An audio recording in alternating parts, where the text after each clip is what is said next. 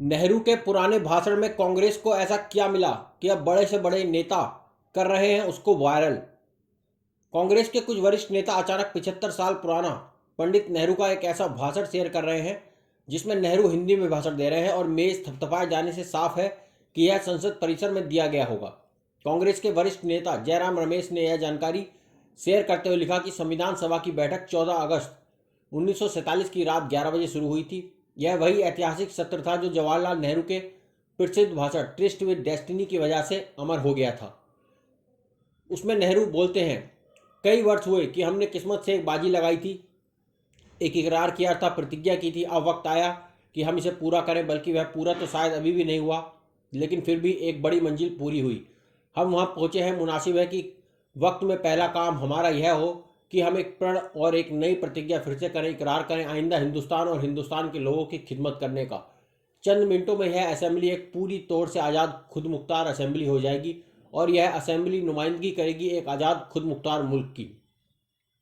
जो रेजोल्यूशन मैं आपके सामने पेश कर रहा हूं वह इसी इकरार, इसी प्रतिज्ञा का है। हमने एक मंजिल पूरी की और आज उसकी खुशियां मनाई जा रही हैं।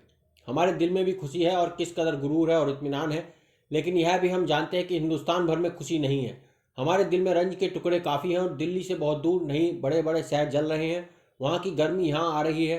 खुशी पूरे तौर से नहीं हो सकती, लेकिन फिर भी हमें इस मौके पर हिम्मत से इन सब बातों का सामना करना है।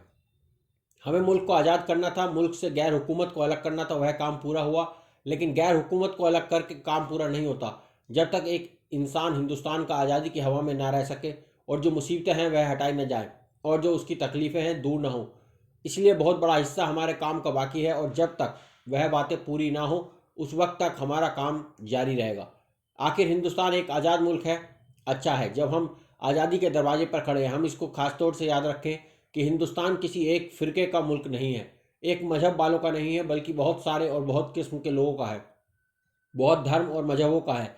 किस तरह की आज़ादी हम चाहते हैं, हमारी तरफ से पहले भी यह कहा गया है। जो पहला रेजोल्यूशन मैंने पहले यहाँ पेश किया था उसमें भी यह कहा गया था कि यह जो आज़ादी हमारी है वह हर एक हिंदुस्तानी के लिए है। हर एक हिंदुस्तानी का बराबर का हक है। हर हिंदुस्तानी को इस आज़ादी का बराबर बराबर का हिस्सेदारी करनी है। इस ढंग से हम आगे बढ़ेंगे और कोई जाति करेगा तो उसे हम रोकेंगे, चाहे वह कोई हो। किसी पर अगर जाति होती है तो उसकी मदद करेंगे, चाहे वह कोई भी हो। अगर हम इस तरह से चलेंगे तो हम बड़े मसले हल कर लेंगे, लेकिन अगर हम तंग ख्याली में पड़ जाएंगे तो वह मसले हल नहीं होंगे। मैं इस रेजोल्यूशन को आपके सामने पेश करता हूं और अंग्रेजी जवान में भी इसको पढ़कर अभी आपको सुनाऊंगा।